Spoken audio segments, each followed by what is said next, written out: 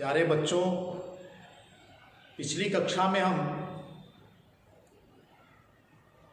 आव्यूह पढ़ा रहे थे। आव्यूह का डिफिनीशन तथा आव्यूह का प्रकार हमने बताया था। दो एक प्रकार और रह गए थे जिसे मैं अब बताऊंगा।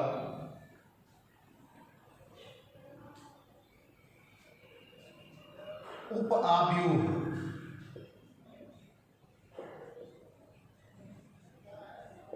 इसको बोलते हैं सब मैट्रिक्स।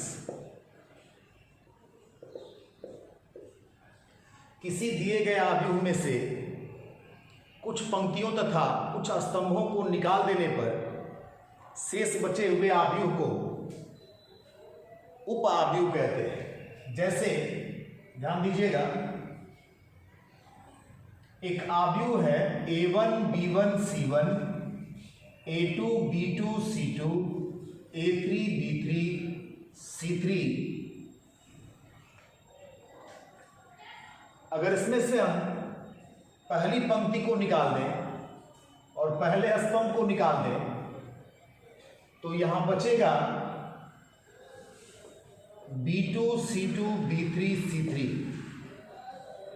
अगर यह आव्यूह A है तो यह आव्यूह A का उप आव्यूह कहलाएगा। अब कोई जरूरी नहीं कि हम पहली पंक्ति और पहले स्तंभ को ही छोड़ेंगे। अगर हम दूसरी पंक्ति और दूसरे स्तंभ को छोड़ दें तो आव्यूह बचेगा A1 C1 A3 C3। यह आव्यूह भी आव्यूह A का उपाव्यूह होगा। ऐसे अब कहीं से, जैसे मान लीजिए तीसरे स्तंभ को और तीसरी पंक्ति को निकाल दें, तब बचेगा आव्यूह A1 B1 A2 B2। यह आव्यूह भी आव्यूह A का उपाव्यूह कहलाएगा। इसी प्रकार बहुत सारे उपाव्यूह निकल जाएंगे। हर अवयव से होकर गुजरने वाले पंक्ति स्तंभ को छोड़ देने पर शेष जो एलिमेंट बचेंगे उनसे निर्मित आव्यूह को दिए गए आव्यूह का उपाव्यूह कहा जाएगा।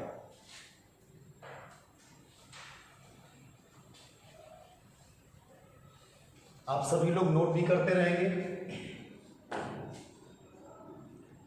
अब त्रिभुज आव्यूह पढ़ना है।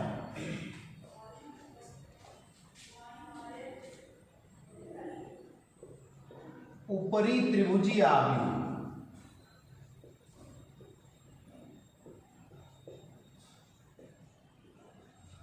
अपर ट्रायंगुलर मैट्रिक्स,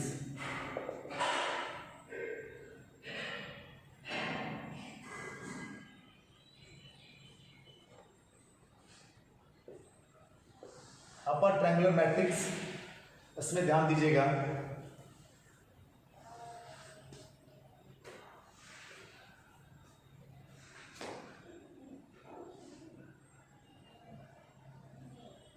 वह वर्ग आव्यूह जिसके मुख्य विकर्ण के नीचे के सभी अवयव शून्य हो, ऊपरी त्रिभुजी आव्यूह कहलाता है। जैसे एग्जाम्पल तो आप अनेकों बना सकते हैं, अपने से बना सकते हैं। सपोज कर लीजिए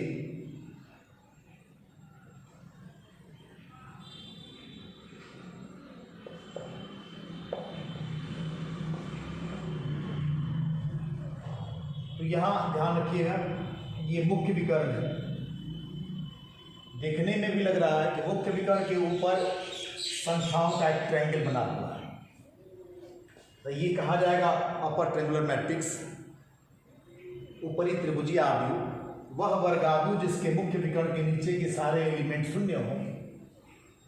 ऊपर में भी शून्य हो सकता है लेकिन सभी एलिमेंट नहीं, तो ऐसे आव्यूह को कहा जाएगा ऊपरी त्रिभुजी आव्यूह। अब निम्न त्रिभुजी आव्यूह देखिए, लोअर ट्रायंगुलर मैट्रिक्स, वह वर्ग आव्यूह जिसके मुख्य विकर्ण के ऊपर के सारे एलिमेंट शून्य हों, निम्न त्रिभुजी आव्यूह कहलाता है। जैसे ये सपोज कर लीजिए 1 2 3 हो गया, यहाँ ऊपर हम 0 कर देंगे और नीचे कोई एलिमेंट रख लेंगे, तो मुख्य विकर्ण के ऊपर के सारे एलिमेंट जीरो हैं, तो ये नीचे ट्रायंगल बना रहा है, इसे कहा जाएगा निम्न त्रिभुज आव्यूह। अब ध्यान रखिए, दो आव्यूहों की समानता,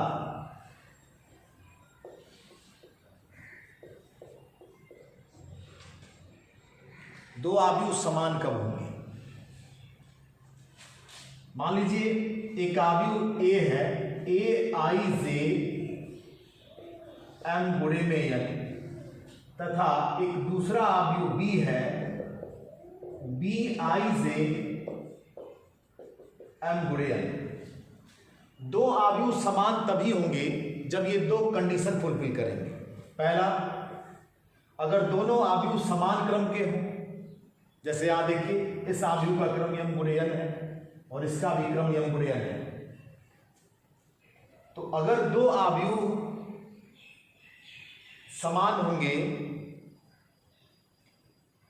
ध्यान रखिएगा, दो आव्यूहों के समान होने का प्रतिबंध, दो प्रतिबंध फुलफिल होना चाहिए। पहला, दोनों आव्यूह समान क्रम के होने चाहिए, और दूसरा, दोनों आव्यूहों के संगत अवयव आपस में बराबर होने चाहिए।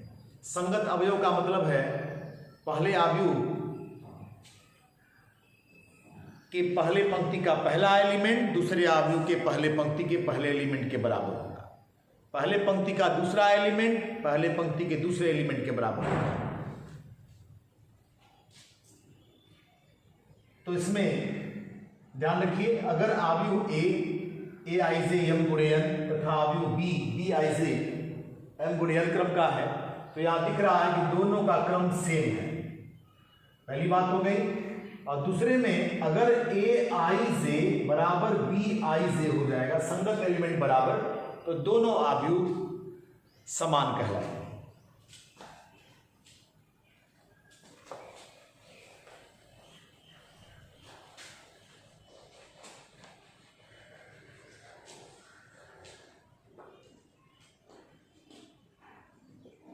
दो आव्यूहों का योगफल, ध्यान रखिए बेटा, दो आव्यूहों का योगफल हम तभी प्राप्त कर पाएंगे जब दोनों आव्यूह समान क्रम के होंगे। सपोज कर लीजिए एक आव्यूह ए बराबर ए आई जे एम गुणे एन क्रम का है और दूसरा आव्यूह बी बराबर बी आई जे एम गुणे एन क्रम का है। दो आव्यूहों का योगफल तभी संभव होगा जब दोनों समान क्रम के होंगे। तो इनका योगफल संगत एलिमेंटों को योग करने से प्राप्त होगा। ये ए आई जे यम गुणे में एन और प्लस आव्यूह बी आई जे एम गुणे में एन, संगत एलिमेंटों को जोड़ दिया जाएगा, A I J plus B I J M गुणे एन हो जाएगा। तो इस प्रकार से हम दो आव्यूहों का योगफल प्राप्त कर लेंगे। एग्जाम्पल के तौर पर देखिए,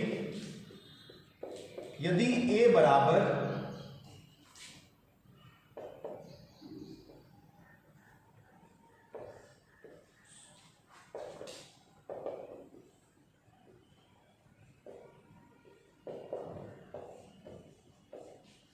ध्यान रखिए, ये दो आव्यूह हैं, आव्यूह ए बराबर इतना और आव्यूह बी बराबर इतना, दोनों सेम क्रम के हैं।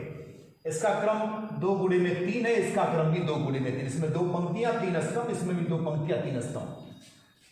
इन दोनों आव्यूहों का योगफल को करना है, तो a प्लस बी बराबर आव्यूह 2 1 3 कर दे 4 0 2 और धन आव्यूह 3 2 5 कर दे 0 1 4। संगत एलिमेंटों को जोड़ा जाएगा। तो यहां ध्यान रखिए,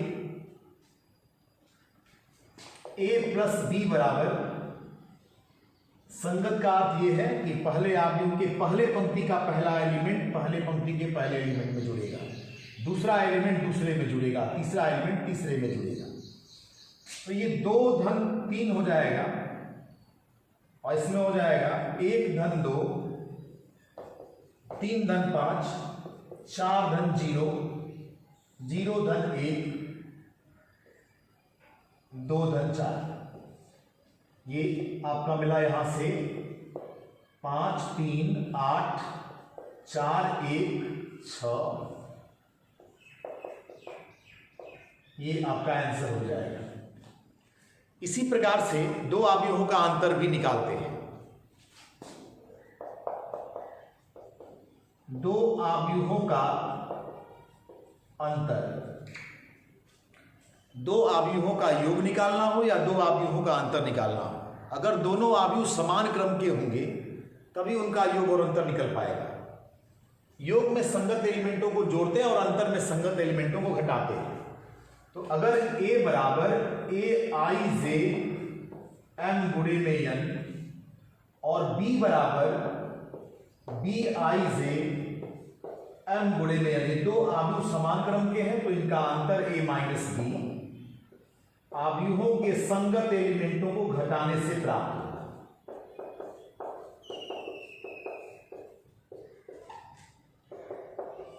संगत एलिमेंटों का अंतर कर दिया जाएगा, aij माइनस bij।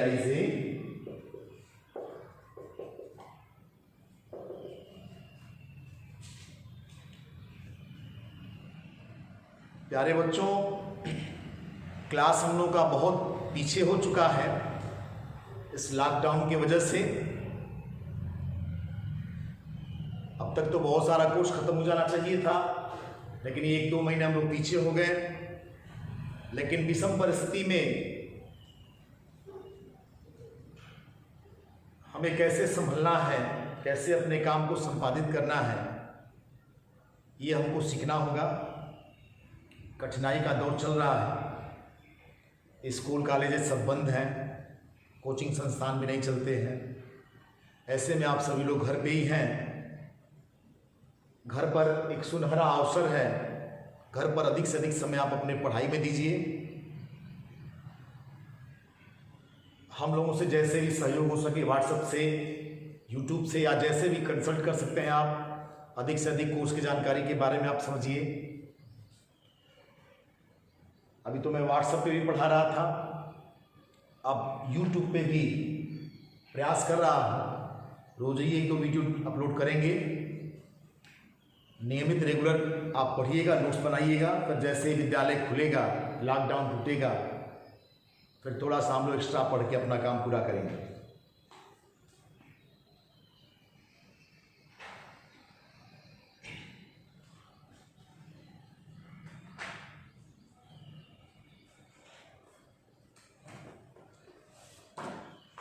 अब बच्चों हम एक्सरसाइज 3A करेंगे। बुक आपके पास है घर पे, बुक लेके बैठिए। जो प्रश्न आपसे लग जाएगा उसको हम छोड़ देंगे, शेष प्रश्नों को मैं कर दूंगा। एक्सरसाइज 3A में जैसे पहला क्वेश्चन दिया है, ध्यान रखिएगा। अवयव, वैसे तो मैंने पहले इसको कराया है लेकिन फिर दोबारा रिपीट कर दे रहा हूं। 2 2 1 -3 0 4 4 -4 7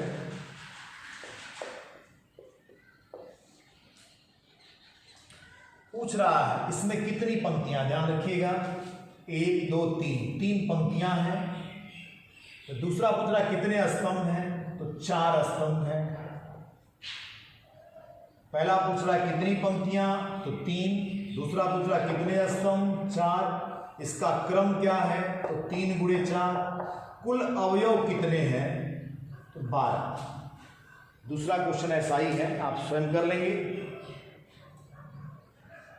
और आगे पूछ रहा है तीसरे प्रश्न में, यदि किसी अवयव में 24 अवयव है तो इसकी संभव कोटियां कितनी हैं। कुल अवयवों की संख्या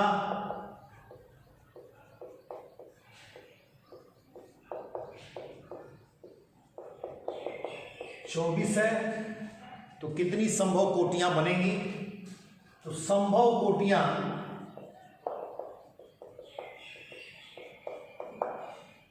1 गुणे में 24, माने पहला अवयव बन सकता है 1 × 24 क्रम का।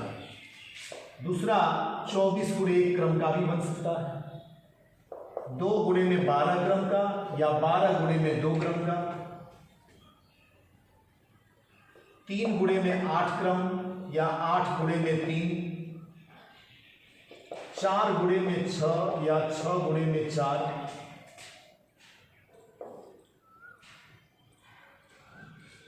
इतनी संभव कोटियां बनेंगी। और अगर कुल अवयवों की संख्या 13 होगा तो कोटियां हो जाएंगी 1 गुणे में 13 तथा 13 गुणे में 1। इसमें 2 संभव कोटियां हो जाएंगी। इसमें कुल 8 संभव कोटियां होंगी।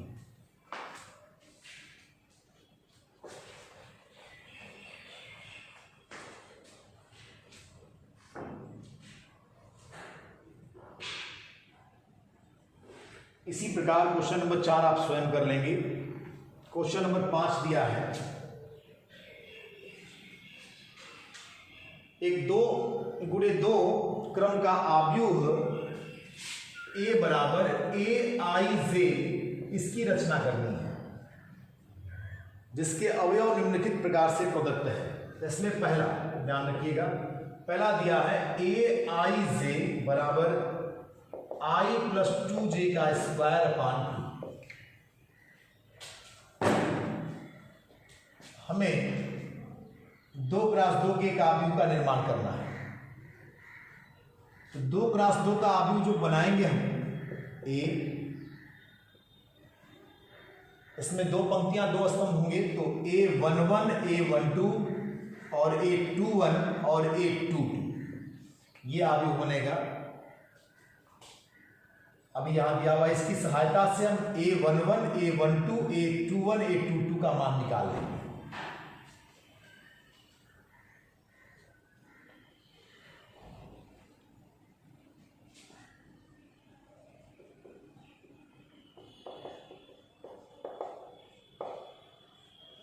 इसको हम समीकरण 1 बना लेते हैं। इसमें a11 i का मान 1 और j का मान 1 रखेंगे। इसको देखकर यहां से निकालते हैं।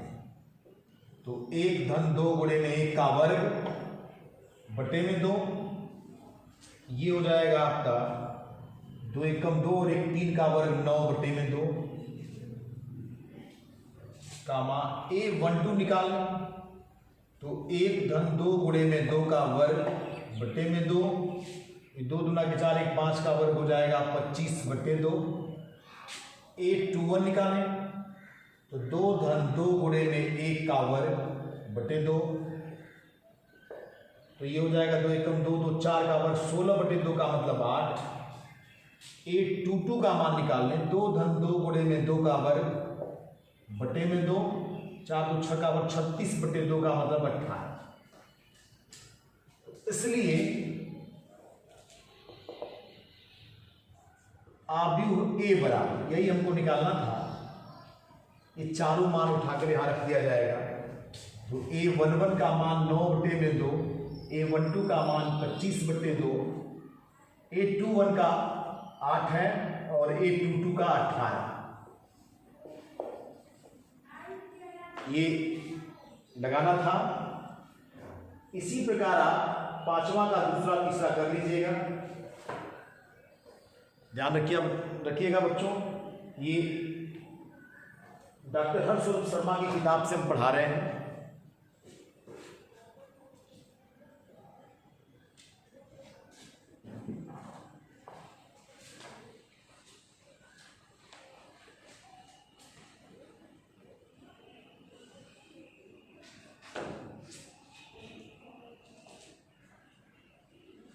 ऐसा ही क्वेश्चन नंबर 6 भी है।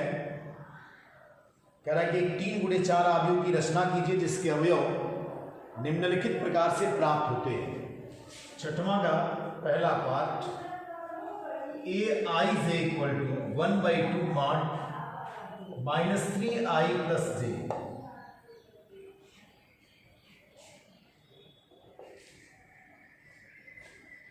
और हमें बनाना है 3x4 क्रम का एक आव्यूह। जैसे बनाना होगा 3x4 क्रम का, 3 पंक्तियां और 4 स्तंभ होंगे। तो पहली पंक्ति का पहला एलिमेंट, पहली पंक्ति का दूसरा, पहली पंक्ति का तीसरा और पहली पंक्ति का चौथा। दूसरी पंक्ति का पहला, दूसरी का दूसरा, दूसरी पंक्ति का तीसरा और दूसरी पंक्ति का चौथा एलिमेंट। अब तीसरी पंक्ति, तीसरी का पहला, तीसरी का दूसरा, तीसरी का तीसरा और तीसरी पंक्ति का चौथा एलिमेंट, ये एलिमेंट हमें बनाना है। अब इन सबका मान समीकरण 1 की सहायता से हम निकालेंगे। ध्यान रखिएगा, समीकरण 1 से पहले हम a11 निकालेंगे। i की जगह पर 1 और j की जगह पर 1 कर देंगे। 1/2 मॉड -3 गुणे में 1 धन 1। मॉड का मतलब ऑलवेज पॉजिटिव, अगर कोई संख्या ऋणात्मक नहीं हो तो उसका मॉडुलस धनात्मक होता है। तो ये हो जाएगा 1/2 मॉड, 1 में से 3 घटाएंगे तो ऋण 2 आ जाएगा, तो 1/2 गुणे में ये 2 आ जाएगा, तो बराबर 1। a12 निकाल लेते हैं। 1/2 मॉड -3 × 1 + 2, ये 1/2 हो गया। मॉड -1, और इसी प्रकार इस सबका मान निकालकर इसमें रख देंगे तो इस प्रश्न का सलूशन निकल जाएगा। क्वेश्चन नंबर 7 में पूछ रहा है, निम्नलिखित आव्यूहों का क्रम लिखिए। जैसे इस आत्मा का ए दिया है 4 2 6 1 2 3, इसका क्रम पूछ रहा है और कह रहा बताइए इसमें कौन सा वर्ग आव्यूह है। इसमें ध्यान रखिए 3 पंक्तियां हो गई और 2 स्तंभ हो गए, इसका क्रम 3 गुणे में 2। ऐसे ही और सब प्रश्नों को देख के आप क्रम लिख लेंगे। क्वेश्चन नंबर 8 देखिए,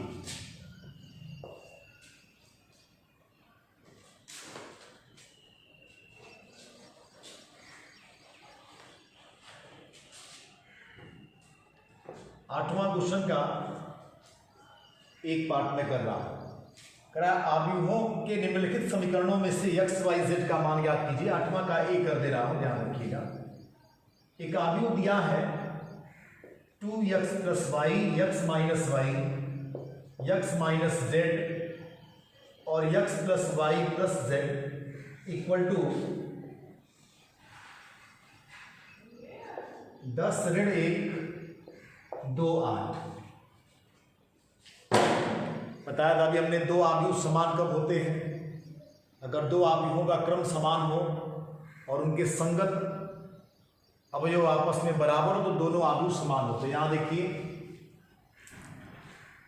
ये 2 आव्यूह बराबर दिए हैं, तो बराबर है तो इसका क्रम समान होगा।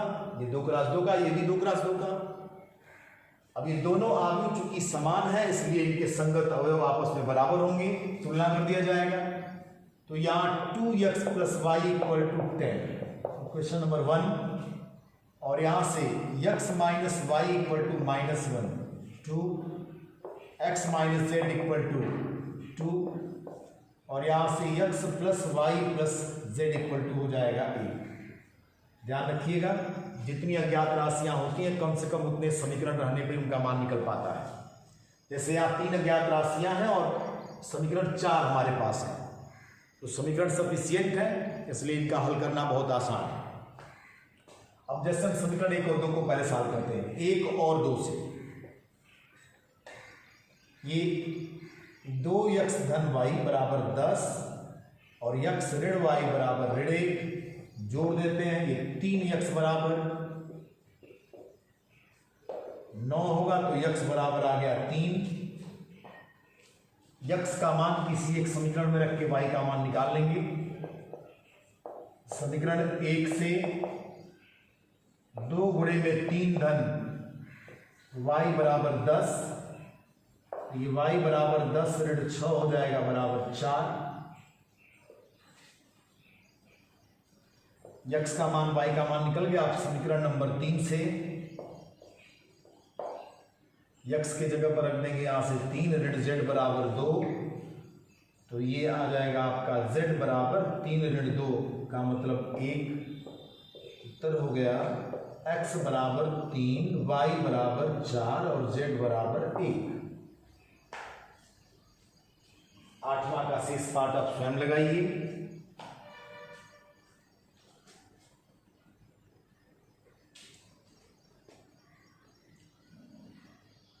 10वां क्वेश्चन भी ऐसा ही आप अपने करेंगे।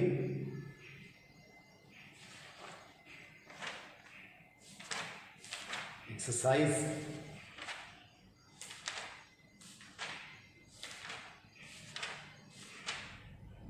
3A हो गया है। अब एक्सरसाइज 3B हम नेक्स्ट वीडियो में करेंगे बेटा।